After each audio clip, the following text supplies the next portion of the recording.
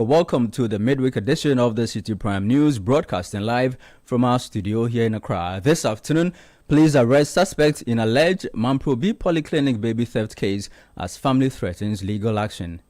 The one in here and die, we haven't slept since yesterday night. This thing that happened, it happened to Obia. The mom is being traumatized, so we have already spoken to our lawyer and we are taking it on. Also, in this edition of the Citi Prime News, President Mahama dismisses petitions to remove EC chair, her two deputies, and the special prosecutor. The Chief Justice informed His Excellency the President that no prima facie case has been established by the petitions to warrant any further investigation. Still on the Citi Prime News, Russian government unable to identify individual who allegedly published explicit images of Ghanaian women without consent.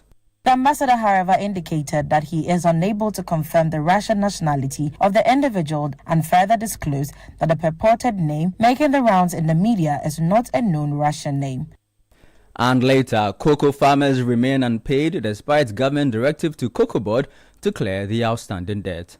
We haven't received any payment. Today is Wednesday. Nothing has come up. I'm in the village now. We've consulted so many people today. Nobody has received this one.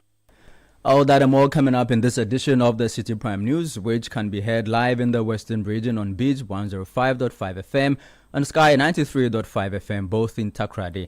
In the Bono region, we're on Greener FM 95.9 FM in Sunya. In the Ashanti region, the news is live on Focus 94.3 FM in Kumasi and Orange 107.9 FM also in Kumasi. In the Volta region, the Citi Prime News is on Revival 99.3 FM in Tajivu and VOV Radio 95.7 in Hohoi. Citi Prime News at 12 midday. Update you on all the running stories and connect you to the newsmakers. I am Charles Osukumi, grateful to you for your time this afternoon. Let's begin the bulletin with this troubling news that came in yesterday from the Mamprobi Polyclinic. The Ghana Police Service has arrested a woman in connection with the alleged thefts of a newborn baby at that polyclinic, with the baby safely recovered. The incident is reported to have occurred yesterday, shortly after the mother delivered via cesarean section, and has since been widely circulated on social media. The suspect, who was reportedly dressed as a nurse, was captured on the facility's CCTV cameras carrying the baby and leaving the premises with what appeared to be a sack. Here is the Minister for Gender, Children and Protection, Agnes Namumulati, speaking after the arrest. By the grace of God, the good news in summary is that we found the baby. We want to say a big thank you to the whistleblower. We also want to say a big thank you to the police that they've been able to work to get the baby reconciled to the mother or united with the mother. This morning, the police can attest that, yes, that is the baby. The parents have confirmed, and then the suspect is in the custody of the police case, and we are going to follow to make sure that baby, mother, and then everybody is safe. And then the suspect as well also needs some interrogation and then some support. And our social workers will also be on the case to make sure that we minimize or completely get rid of such baby cases or incidents in the hospitals. So you heard the voice of the Minister for Gender, Children and Social Protection, Dr. Agnes Namumulati. My colleague Fauzi Masoudu is currently at the Mamprobi Polyclinic and joins us via telephone. Good afternoon to you, Fauzi. We understand that earlier today, some residents tried to gain access to the hospital and faced some resistance from the police. Describe the situation at the hospital this morning when you got there. Hello, Charles. Yeah, hello, Fauzi. Can you hear me? If you can hear me, I'm Yes, asking you to describe the situation at the hospital earlier today when you got there. We understand that some agitated residents tried to gain access into the hospital. Absolutely, Charles. Earlier, the Minister for Gender, Children and Social Protection, Dr. Agnes Namumulati, was here, and she was in the company of the Member of Parliament for Blakuma South, Honorable Kovandapo, and of course the Member of Parliament for Honorable Niafred Ashie.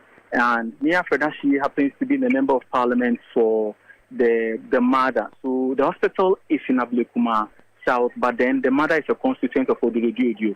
He explained to us that the arrest happened through a joint operation between the police and other relevant authorities after getting wind of the information. He mentioned that they started the operation around 1 a.m. Initially, they got the tip of that the suspect was at a hideout in Abosukan, but they got there and they realized that it was not Abosukan, so they quickly moved to Shukura, and then that was where the arrest was made.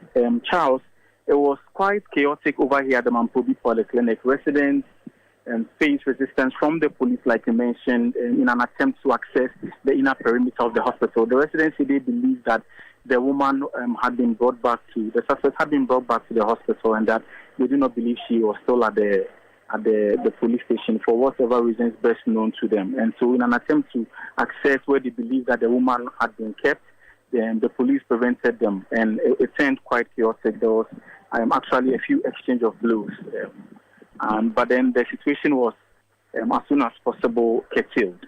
And also, Charles, the gender minister in an address appealed to residents that they shouldn't abandon the facility because of this issue of baby theft. She says that the facility has a good record so far as maternity care and health is concerned, and that it will be unfair, for the lack of better expression, to draw a judgment about the hospital based on what happened yesterday so far as the issue of baby theft is concerned. She also said that this issue has served as a wake-up call on the need to intensify security and surveillance at our various public health facilities, Charles. So this has been the situation over here so far. Well, Fauzo, we expect the police to address the press pretty shortly and provide us further details about this incident. But let's talk briefly about the mother. The father of the baby is threatening legal action, but the mother, have you seen her this morning? How is she faring? Yeah, so earlier the mother was at the police station, and Charles, she was emotionally riddled.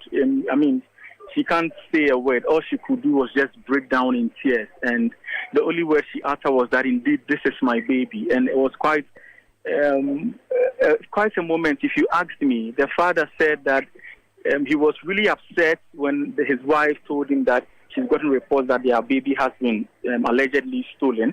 And he spoke to a few people who came to his aid. And the relative of the father, actually, some other relatives, so uncle to the baby, is also saying that they do not believe that is their ward, and that they are demanding that a DNA test be conducted.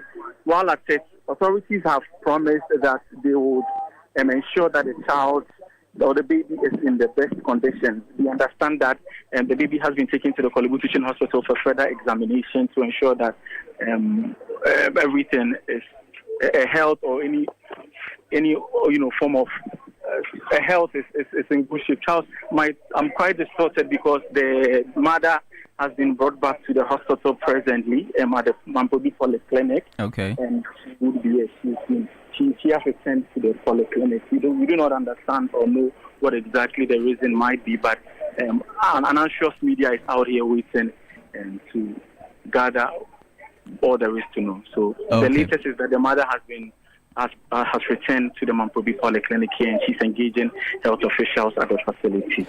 All right. Thank you very much. Fauzi Masaudu is my colleague here in the Citi newsroom reporting from the Mamprobi Polyclinic, where a baby was allegedly stolen yesterday. Police have arrested the suspected thief, and we're told that that baby has been safely recovered. Fauzi will stay on that beat for us and provide us with further updates as and when they come in. And let's move on away. Moving away from that, the Chief Justice, Paul Bafuboni, has dismissed the petitions seeking the removal of the chairperson and deputies of the Electoral Commission. President John Dramani Mahama had referred 7 petitions against the leadership of the Electoral Commission of Ghana, as well as 3 others targeting the office of the Special Prosecutor. In a statement released from the office of the president, it was indicated that no prima facie case had been established to justify further action on the petitions, including those concerning the Special Prosecutor. Here now are excerpts from that statement.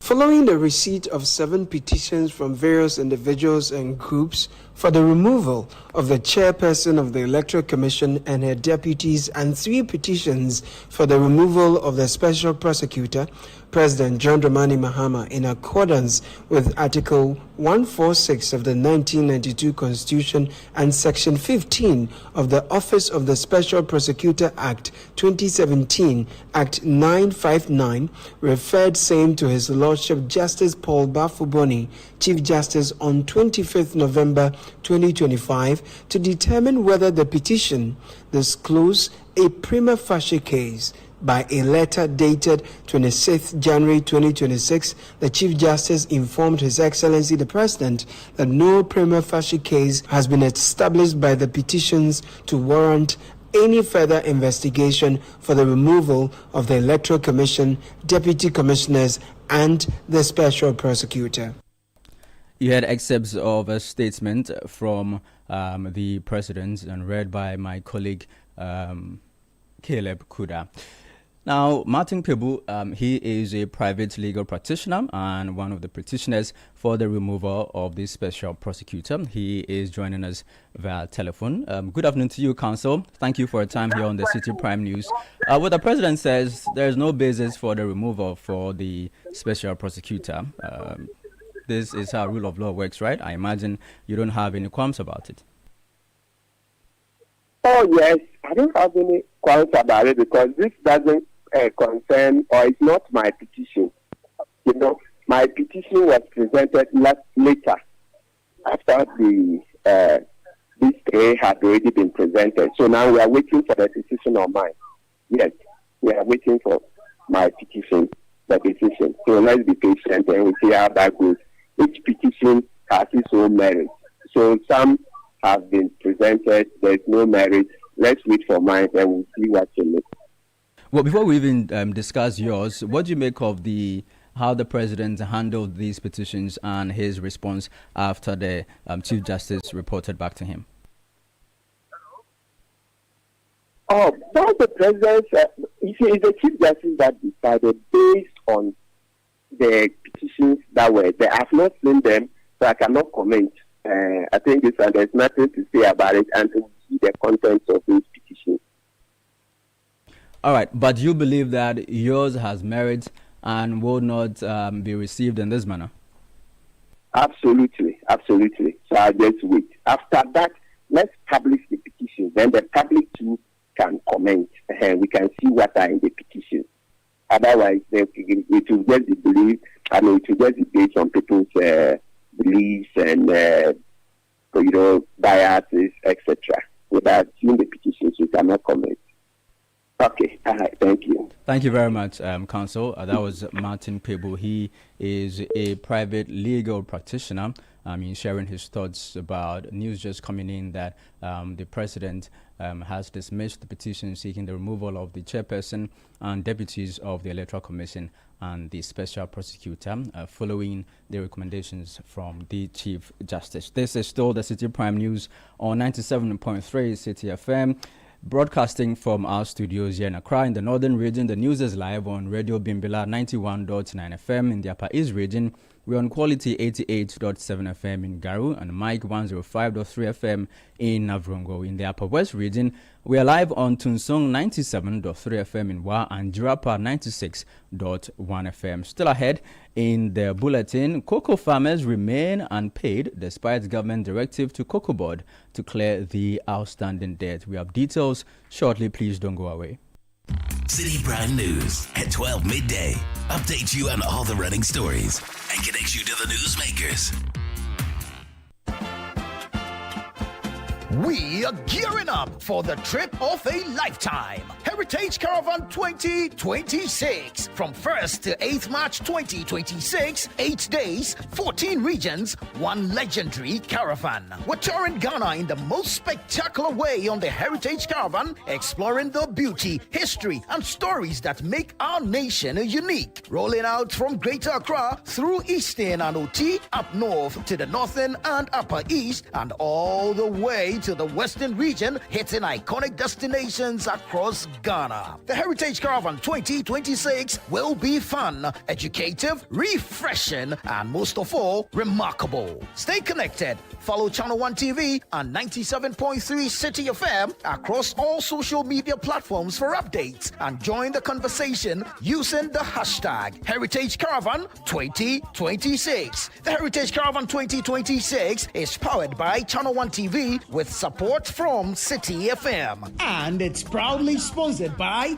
Holland Insurance, Piva Beverages, Omni Basic Bank, Caveman Watches, Gino, Didi Sheto, Goyle, Minimi Achumo, and Admi Granite Paste. And it's supported by Nanes Rice. Heritage Caravan 2026, experience Ghana like never before.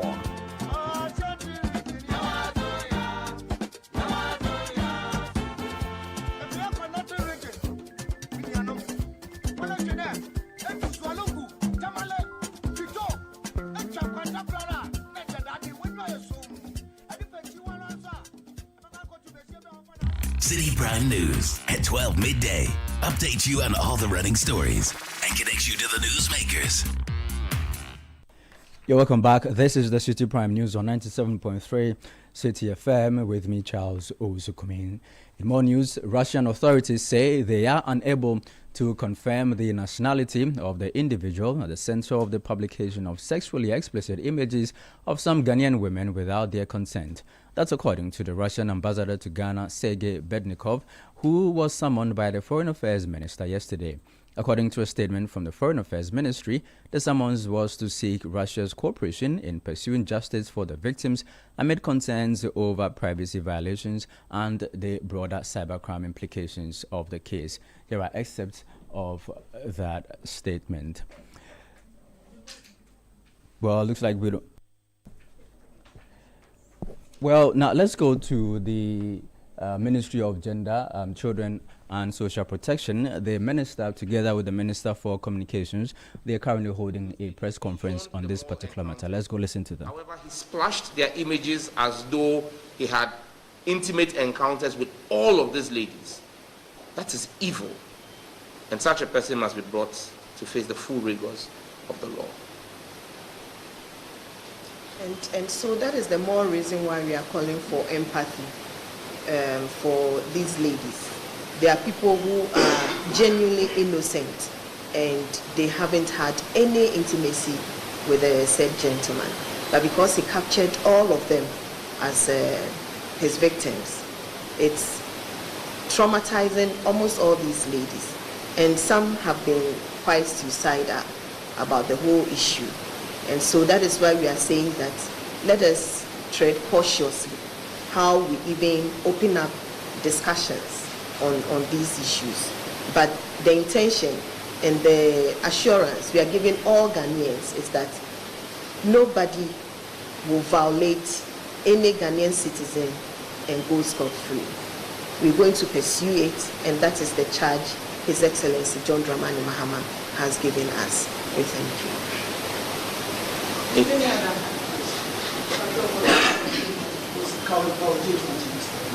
So you mentioned that the psychological assistance is an issue for those directly affected. And as some of them have partners. Is there any provision made for the partners as well? Thank you very much. So the psychosocial support we are giving is not just the individuals involved, but their close relations to or relatives are also being offered the same support. Their families, their children, everyone close to them who is affected by this incident is also open to receive such support, psychosocial support, and it is professional. So those who are yet to reach out to us, just know that you have the love and support of His Excellency John Dramani Mahama, who has mandated us to take charge of this issue. So reach out to us and then we'll support you. If the public knows of anyone, you can also reach out to us. We also have toll-free numbers you can call, and then we can pick it up from there. That is 0800 800 800, 0800 900 900. You heard the Minister for Gender, Children and Social Protection, Dr. Agnes Momolate, addressing the matter of an alleged Russian who has been alleged to have published sexually explicit images of some Ghanaian women without their consent. So let's move on away from that story and focus on cocoa. The government has failed to honor its promise to cocoa farmers who say they are yet to receive payments despite several assurances. Farmers have not been paid for supplies dating back to November 2025. Now, speaking to Citi News, the president of the Ghana National Association of Cocoa Farmers, Stevenson Anane Boateng, reiterated the impact the situation is having on farmers. We haven't received any payment. Today is Wednesday. Nothing has come up. I'm in the village now. Some of the farmers are farming around me. We've consulted so many people today. Nobody has received this one. When payments are delayed like that, it tends to be a problem because at the end of the day, we borrow money from the people. Those people who give us the money, they give us on an interest, and the interest is 100%. So now the problem is we have accepted the interest of 20%. So if you take 2 bags to a Citi and you go for a loan, don't expect you get your 2 bags from them. You get 1 bag because the interest is 100% interest. Whether it's 1 month or 2 months or 3, they don't mind. They take the money. So you can imagine our situation. It's very bad. Very, very bad.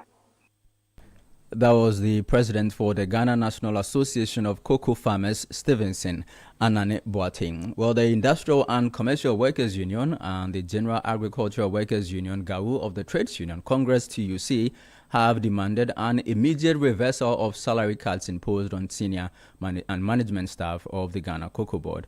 In a joint statement, the union say the decision was taken without consultation and in violation of established labor laws and collective agreements. The unions have, however, endorsed the broader reforms announced to restructure Cocoa Board's operations, but insist that cost containment efforts must not sidestep due process or undermine workers' rights. Andrews Adequatego is the General Secretary of the General Agricultural Workers Union.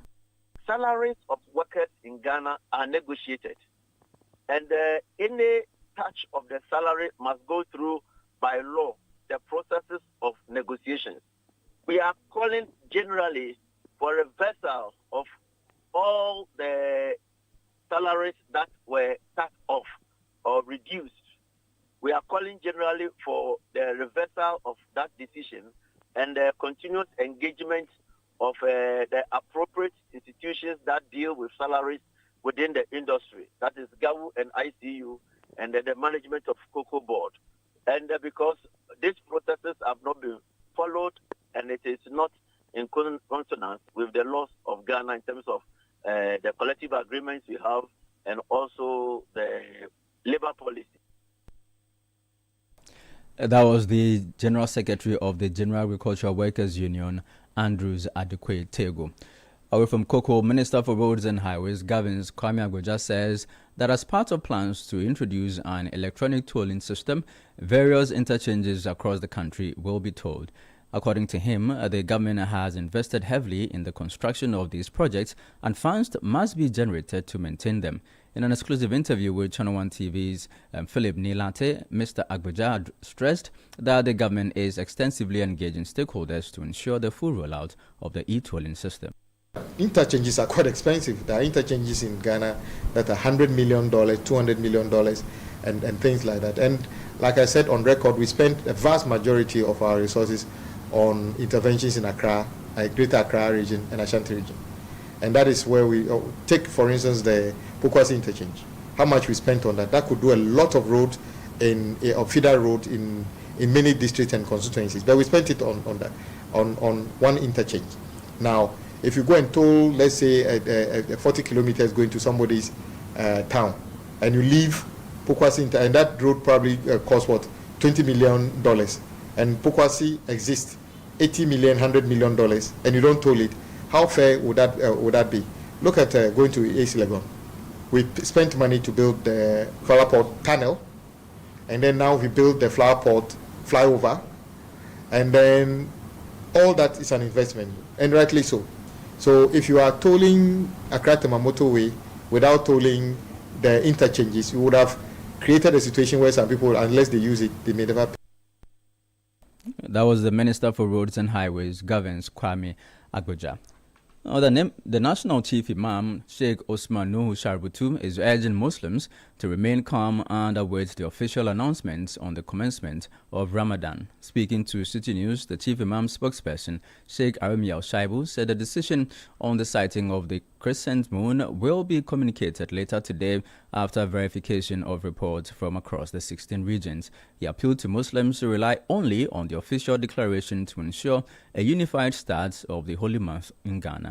The Chief Imam will make an official pronouncement or announcement to the general public regarding the sighting of the moon or otherwise, having authenticated all information from the 16 regions of the country. And that will indicate either we are able to start the fasting tomorrow or we are fasting on Friday. We are calling on all Muslim practitioners, all Muslim faithfuls, to wait for the Chief Imam to make that public announcement so that in Ghana, that will be our official commencement of the Ramadan 2026. So in the evening, between the hours of 8 and 9 p.m., the Chief Imam will assemble his staff and members of the Hilal Committee to make the announcement. You heard the spokesperson for the National Chief Imam, Sheikh Arimi Shaibu. Away from matters concerning Ramadan, the New Patriotic Party is set to announce guidelines for its upcoming internal elections to select party executives across the country. The move comes on the heels of the party's presidential primary, which saw Dr. Mahmoud Bawumia elected as the presidential candidate for the 2028 general election. According to party sources, the forthcoming guidelines will outline the processes, eligibility criteria, and timelines for the internal elections, which are expected to shape the party's leadership structure at various levels. In some other stories, the National Service Authority has assured service personnel that payments for their November and December arrears will be made on Friday. Speaking to Citi News, the Director General of the authority, Ruth Della Sedo, expressed regrets over the inconvenience caused. And I will plead with them that I understand so much what they are going through. I know that there are so many of them who have to depend solely on this allowance to be able to survive where they are. And looking at the kind of places some of them are quite remote and quite difficult terrain. And so we understand very well. And that is why we don't sleep. As at yesterday, even we were still with gifts, we were on their neck, trying to find a way to fast track this whole process. So I will plead with all of them to have patience. I can assure them that by Friday they should get their list. So what Controller and Accountant General advised to us is for 2 months, November and December. We've already processed that of January, and is also with Controller and Accountant General. And we are in talks with them to see how they can also advance that payment so that as soon as this one goes through, maybe in 2 weeks' time, the January one would also come. You heard the Director General for the National Service Authority, Ruth Della Sedo. And finally, the Senior Staff Association of Ghana and other 3 striking tertiary unions are expected to meet the National Labour Commission today at 2 p.m. The unions declared an indefinite strike on Tuesday, February 3, citing unilateral changes by the Fair Wages and Salaries Commission to previously agreed conditions of service. Key among their demands are the replacement of overtime allowances with a call-in allowance, which they argue violates a 2021 agreement and undermines staff rights and expectations. Stay with us here on Citi FM. We will definitely bring you the fallout from that meeting. Well, that'll be all for this edition of the Citi Prime News, which has been live from our studio here in Accra. For more news, log on to our website, citinewsroom.com. I am Charles Osukumi. Thank you for your time. Citi News, we speak first. Reach our hotline on 0302 224959 and get interactive on Facebook. Citi